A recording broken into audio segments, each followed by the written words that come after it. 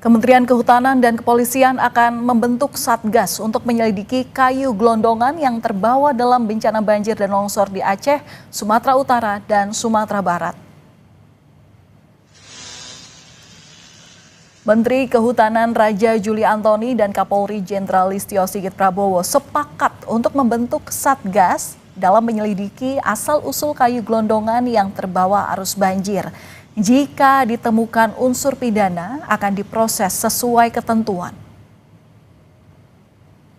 Kita bisa sesegera mungkin mengungkap dari mana asal-muasal kayu tersebut, dan tentu apabila ada unsur pidananya akan kita tegakkan bersama-sama. Akan melakukan kerjasama dengan Menteri Kehutanan dan tim untuk membentuk Satgas Gabungan untuk melakukan penyelidikan terkait dengan temuan-temuan kayu yang diduga juga ini berdampak terhadap kerusakan dan terjadinya beberapa jembatan, beberapa rumah, dan juga korban jiwa yang muncul karena adanya temuan-temuan kayu yang diduga ada kaitannya dengan pelanggaran. Sebelumnya saat bertemu dengan DPR, Menteri Kehutanan Raja Juli Antoni akan mencabut izin pengelolaan hutan terhadap 20 perusahaan. Pencabutan izin ini setelah mendapat persetujuan Presiden Prabowo. Menelan korban jiwa yang begitu banyak serta Menhut Raja Juli bilang 20 perusahaan tersebut menguasai lahan sekitar 750.000 hektar, termasuk di area Sumatera. Menhut menyebut akan mencabut izin 20 perusahaan tersebut setelah mendapat persetujuan dari Presiden Prabowo Subianto. Menhut juga akan melakukan moratorium izin baru pemanfaatan hutan tanaman dan hutan alam. Menelan korban jiwa yang kami Kementerian Kehutanan setelah nanti mendapatkan persetujuan dari Bapak Presiden akan kembali mencabut izin sekitar 20 PBPH yang bekerja buruk lebih kurang seluas 750.000 hektar di seluruh Indonesia, termasuk di 3 provinsi terdampak. Nama perusahaannya, luasan persisnya saya tidak bisa laporkan pada saat ini karena saya harus mendapatkan persetujuan dari Bapak Presiden Prabowo Subianto terlebih dahulu. Bahwa kami akan melakukan rasionalisasi PBPH dan melakukan moratorium izin baru pemanfaatan hutan tanaman dan hutan alam.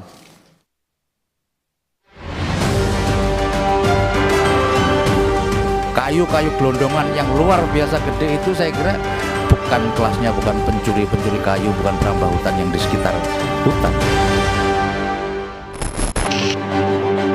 Kayu gelondongan berukuran besar yang menumpuk jadi pemandangan memprihatinkan pasca banjir dan longsor di Aceh, Sumatera Utara, dan Sumatera Barat. Salah satunya terlihat di Desa Anggoli Tapanuli Tengah dan di Pantai Parkit, Kelurahan Air Tawar, Kota Padang. Kemunculan kayu-kayu gelondongan diduga akibat pembalakan hutan besar-besaran. Merespons hal itu, Menteri Kehutanan Raja Juli Antoni dalam rapat dengar pendapat bersama Komisi 4 DPR bilang Kementerian Kehutanan bersama Polri akan menginvestigasi kayu gelondongan yang menumpuk terseret banjir. Kementerian Kehutanan berkomitmen untuk melakukan investigasi secara tuntas material kayu yang terbawa arus banjir.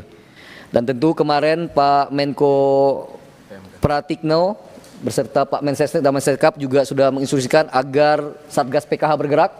Jadi nanti MOU kami dengan Kepolisian Republik Indonesia ini akan diintegrasikan dengan PKH sekali lagi untuk segera mungkin membuktikan atau menemukan asal-usul kayu tersebut. Anggota Komisi 4 DPR fraksi PDI Perjuangan, Soni Dana Paramita, mendorong Kementerian Kehutanan untuk menindak tegas pelaku perusakan hutan karena Soni menilai hal ini sebagai kejahatan luar biasa. Kayu-kayu gelondongan yang luar biasa gede itu saya kira bukan kelasnya, bukan pencuri kayu, bukan perambah hutan yang di sekitar hutan. tapi mungkin juga korporasi besar, dan ini sudah diamini tadi dalam paparan menteri bahwa ada banyak perusahaan-perusahaan yang nakal yang akan dicabut izinnya ke depan. Dan saya berharap terhadap pelaku-pelaku pelanggaran yang sudah terbukti itu bisa ditindak tegas. Kalau dinyatakan bersalah sebetulnya itu sudah kejahatan lingkungan luar biasa. Sementara itu, Kapolri Jenderal Listio Sigit berjanji akan membentuk tim gabungan bersama Kementerian Kehutanan untuk mengusut temuan kayu gelondongan yang terbawa saat banjir dan longsor di Sumatera. Sesuai dengan beberapa temuan yang kemudian menjadi atensi dari Bapak Presiden, tentunya kami menyambut baik dan akan melakukan kerjasama dengan Menteri Kehutanan dan tim untuk membentuk Satgas Gabungan untuk melakukan penyelidikan terkait dengan temuan-temuan kayu. Menteri Lingkungan Hidup Hanif Faisal memastikan penegakan hukum akan ditempuh pemerintah terhadap perusahaan yang memperparah bencana. Senin depan, Kementerian Lingkungan Hidup akan memanggil seluruh pimpinan perusahaan yang berkontribusi memperparah bencana banjir dan longsor di Sumatera.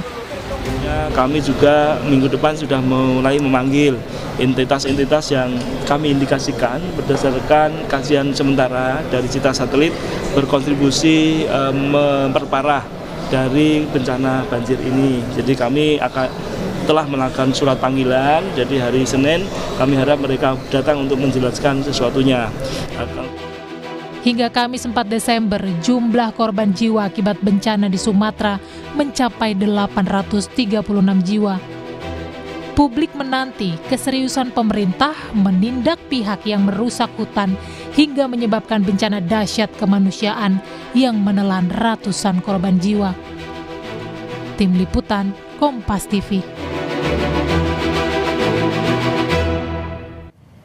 Siapa yang harus bertanggung jawab atas kerusakan lingkungan di Sumatera yang memperparah dampak bencana dan seberapa serius pengusutannya? Kita bahas bersama Ketua Umum Yayasan Lembaga Bantuan Hukum Indonesia, Muhammad Isnur. Selamat malam, Mas Isnur, apa kabar?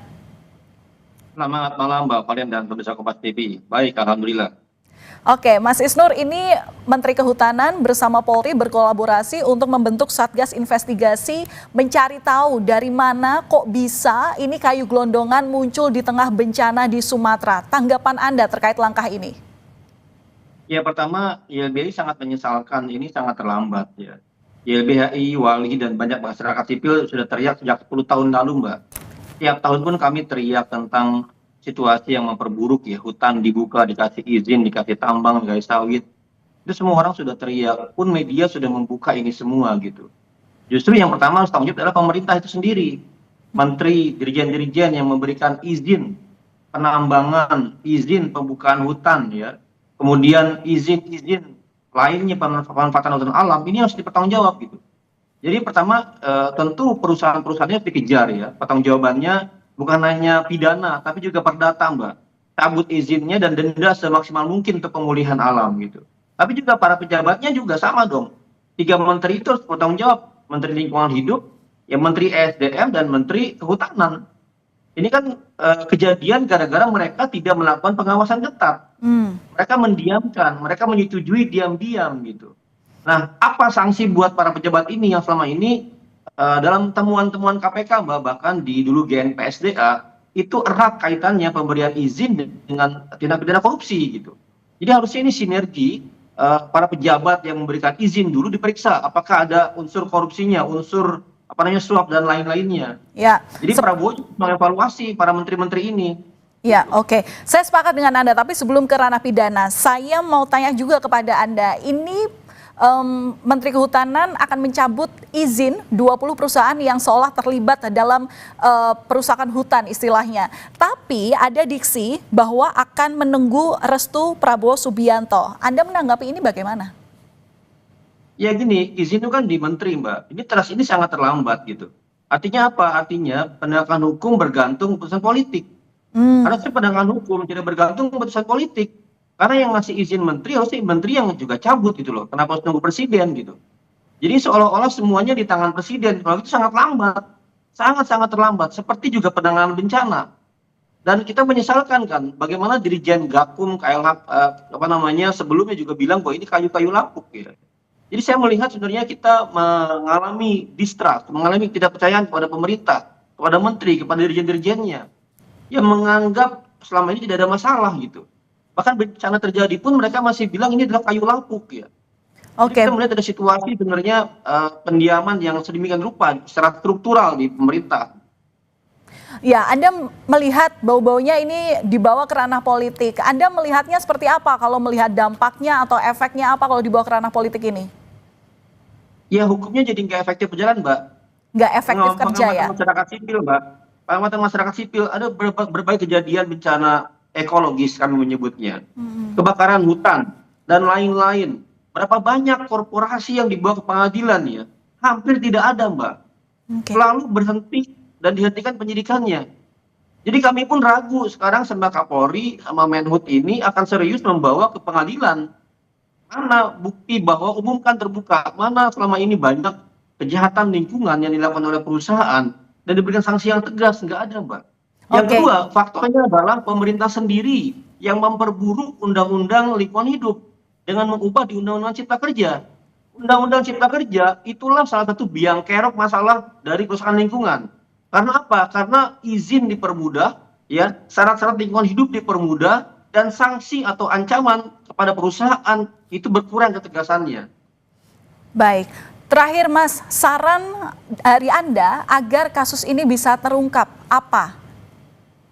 Pertama, ya, harus akui dulu kesalahannya. Prabowo harus evaluasi menteri dan seluruh pejabat yang selama ini terlibat dalam pendiaman, dalam persetujuan, ya, dalam segala tindak pidana korupsi pemberian izin lingkungan. Yang kedua, kita masyarakat harus bersama-sama mengawal dengan tegas semua tindak lanjut dari upaya ini. Dan di kasus Sumatera ini, Mbak, ini faktornya bukan hanya hutan yang dibalak ya, dibuka, tetapi ada faktor siklon, Mbak. Siklon ini adalah faktor krisis iklim yang terjadi yang hampir selama ini nggak pernah terjadi, di mana curah hujan sangat terjadi sangat tinggi.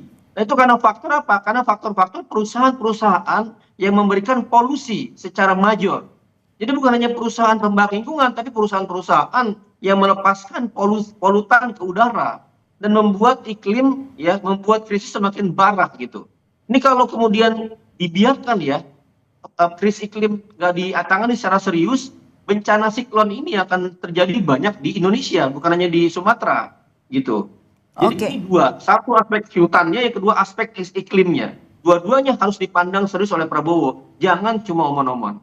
Ya, dan tentu pengawasan kita bersama terhadap tindak lanjut dari kasus ini. Karena yang diharapkan adalah keterbukaan dari proses penyidikan dan juga sanksi yang akan diberlakukan. Karena ada beberapa sanksi, salah satunya yang paling kita tunggu adalah kemungkinan sanksi dalam pemulihan aset hutan itu sendiri untuk menjaga kita agar bencana ini tidak kembali terjadi. Terima kasih sudah berbagi informasi bersama kami di Kompas Malam, Ketua Umum Yayasan Lembaga Bantuan Hukum Indonesia Muhammad Isnur. Selamat malam Mas, salam sehat selalu.